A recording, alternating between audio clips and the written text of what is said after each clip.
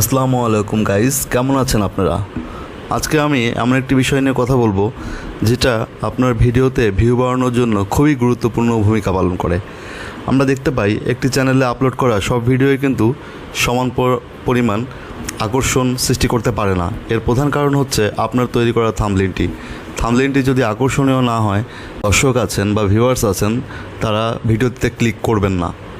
এটা ইউটিউব নিজেই বলেছে যে যদি আকর্ষণীয় থাম্বনেইল তৈরি করা হয় তবে ভিডিওর রিচ অনেক গুণ বেড়ে যায়। আজকে আমরা শিখব কিভাবে ফ্রিতে আপনি সহজেই একটি থাম্বনেইল তৈরি করতে পারবেন।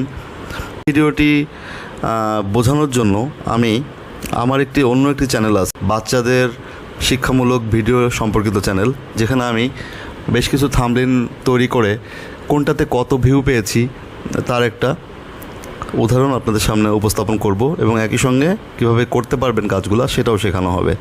তো এখানে দেখতে পাচ্ছেন যেসব থাম্বনেইলগুলোতে ভিউগুলা বেশি হয়েছে সেই থাম্বনেইলগুলো কিন্তু দেখতে অনেক সুন্দর। আবার যেসব থাম্বনেইলে তেমন কোনো কাজ করা হয়নি, সিম্পলি আপলোড করা হয়েছে ভিডিওগুলো, সেগুলোতে ভিউ অনেক কম। তো এই থাম্বনেইল তৈরির জন্য আমরা যে অ্যাপসটি ইউজ করব সেটা হচ্ছে ক্যানভা। এটা প্লে স্টোরে গেলেই আপনারা দেখতে পারবেন। প্লে স্টোরে গিয়ে আপনি লিখবেন ক্যানভা।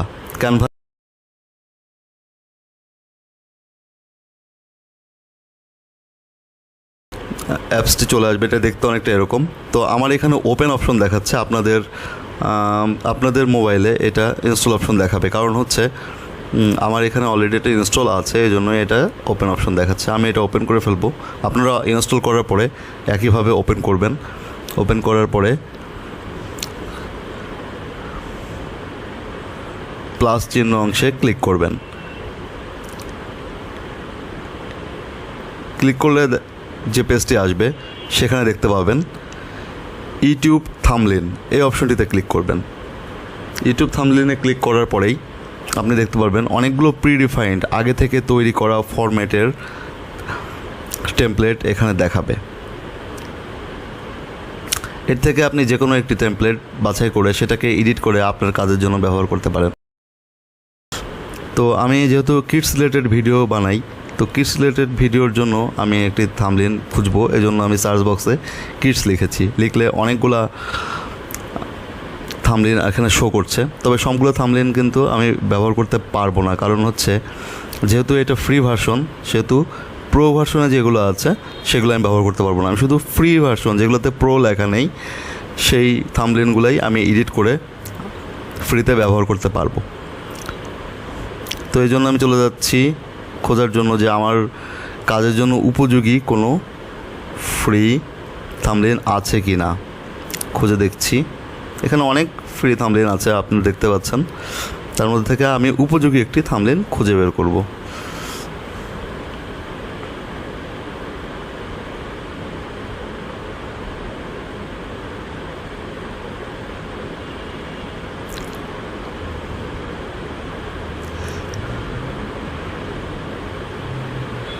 এখানে একটা পেয়ে গেছে থাম্বনেইল, এই থাম্বনেইলটা আমরা নিচ্ছি। এবারে থাম্বনেইলটা এডিট করে আমার যে ভিডিওটা আপলোড করব সেই ভিডিওর যে নাম, আমি একটি ছড়া ভিডিও তৈরি করেছি, সেটা হচ্ছে মেঘের কোলে রোদ এসেছে।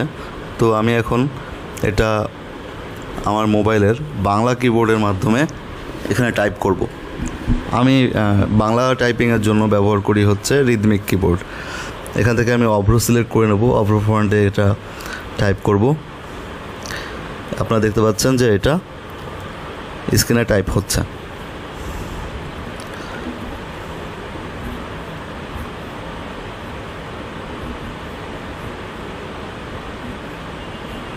মেঘের কোলে রোদ এসেছে এবং টেক্সট বক্সটি অনেক বড় আকারে দেখাচ্ছে। এটা আমি থাম্বনেইলের সাইজের সঙ্গে অ্যাডজাস্ট করব যাতে এটাকে দেখতে ভালো দেখায়, এবং প্রয়োজনের উপর থেকে কিছু অবজেক্ট ডিলিট করে দিই যাতে এটা সুন্দরভাবে আমার উপরে হাইলাইট করে বসানো যায়। মনে রাখতে হবে থাম্বনেইল সবসময় ক্লিন, পরিষ্কার এবং হচ্ছে উজ্জ্বল ফন্ট দিয়ে লেখা ভালো, উজ্জ্বল কালার ব্যবহার করা ভালো, যাতে এটা সহজেই আই ক্যাচি হয়, মানুষকে আকৃষ্ট করে। এই চারদিকের বক্সের যে ফোঁটাগুলো, ডটগুলো আছে, এই ডটগুলো টেনে এটাকে ছোট বড় করা যায় সহজেই। আর এখানে ডিলিট বাটন আছে, আপনি ইচ্ছা করলে যে কোনো লেখা লেখার পর ডিলিট করতে পারেন। এরপর চলে যাবো এলিমেন্ট অপশনে। এলিমেন্ট অপশনে যে আমি একটা বাচ্চার ছবি খুঁজবো, এই জন্য আমি বয় লিখেছি সার্চ বক্সে। বয় লিখলে আপনার অনেকগুলো বাচ্চাদের ছবি আসছে। আমি একটা বাচ্চা সিলেক্ট করে নিলাম এবং এটাকে স্ক্রিনের একদিকে বসিয়ে দিলাম। লেখাটাকে ছোটো বড়ো করে অ্যাডজাস্ট করে নিচ্ছি। এরপর আবার এলিমেন্ট অপশনে চলে যাচ্ছি। নিচে এটা একদম নিচে থাকে সফটওয়্যারের। এখানে যে এলিমেন্ট অপশনে ক্লিক করার পরে সার্চ বক্সে গার্ল লিখলে কয়েকটা মেয়ের ছবি আসছে। এখান থেকে আমি একটা বাচ্চা মেয়ের ছবি নিয়েছি এলিমেন্ট হিসেবে। এরপর পেছনে ব্যাকগ্রাউন্ডটা ডিলিট করে দিলাম। পাশে একটা অ্যাপেল ছিল, এটাও আমার থাম্বনেইলের জন্য প্রয়োজন নেই, ডিলিট করে দিলাম। সবসময় মনে রাখতে হবে আপনার যে টপিকস বা সাবজেক্ট সেটার সঙ্গে মিল রেখে কালার এবং এলিমেন্ট আপনাকে সিলেক্ট করতে হবে। আমি এখানে এমন একটা কালার দিতে যাচ্ছি যেটা দেখতে ভালো লাগে এবং আমার যে এলিমেন্টগুলো বয় এবং গার্লের ছবি আছে এগুলোর সঙ্গে যেন মিল হয়। কালার ম্যাচিংটা খুব গুরুত্বপূর্ণ একটা বিষয়।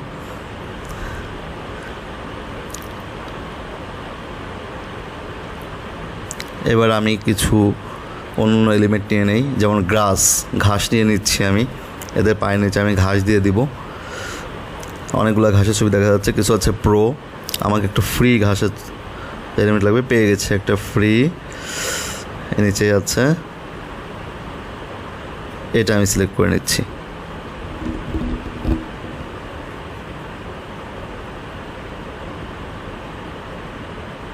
কোনো এলিমেন্টের উপরে ক্লিক করার পরে সেটা প্লাস চিহ্নে ক্লিক করলে সেটা আবার কপি তৈরি হয়, আপনাকে বারবার ওটা সিলেক্ট না করলে হবে।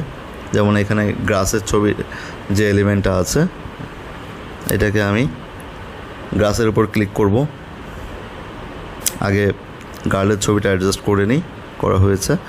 এবার গ্রাসের ছবিটা ক্লিক করে প্লাসে ক্লিক করলে ঘাসটা আবার একটা কপি হয়েছে, সেটা আমি দিয়ে দিয়েছি। আবারও ক্লিক করলাম, একটা প্লাসে ক্লিক করলাম, আবার একটা ঘাসের কপি হয়েছে, সেটাও এখানে সেট করে দিলাম। আমার পুরো গ্রাউন্ডটাই একটা মাঠের মতো দেখাচ্ছে। এবার আমি অন্য একটা এলিমেন্ট নিব, যেমন ক্লাউড, মেঘ নিতে চাচ্ছি আমি। এখানে আমি যে এলিমেন্ট নিতে চাই সেটা এখানে টাইপ করলেই অনেকগুলো এলিমেন্ট চলে আসবে। আমি মেঘগুলো নিয়ে নিলাম। এখানে মেঘের কপি করতে চাইলে করতে পারবেন আপনারা। এরপরে আমি একটা সূর্য নিব। এখানে সূর্যের অনেকগুলা এলিমেন্টে চলে আসছে, যে কোনো একটা নিয়ে নিব।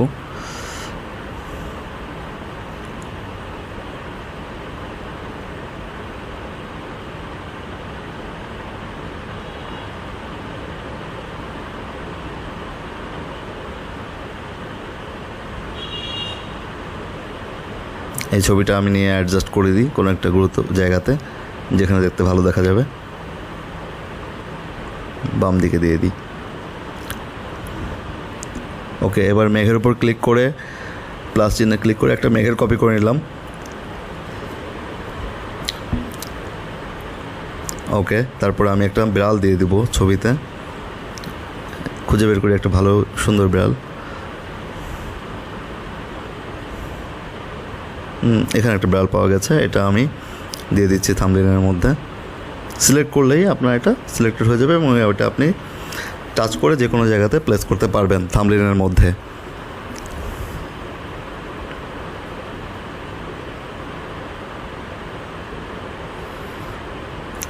লেখাগুলো ফ্রন্টে আপনি বিভিন্ন রকম ইফেক্ট অ্যাড করতে পারবেন।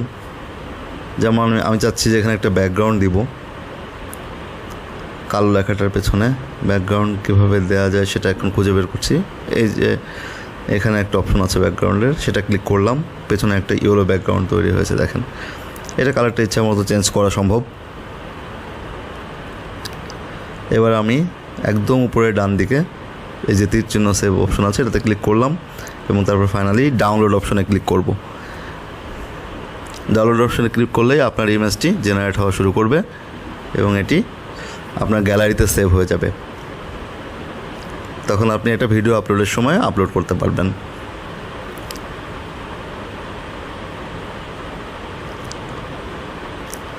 চলুন গ্যালারি থেকে দেখে নিই ছবিটি। এই যে আমাদের থাম্বনেইলটি রেডি হয়ে গেছে।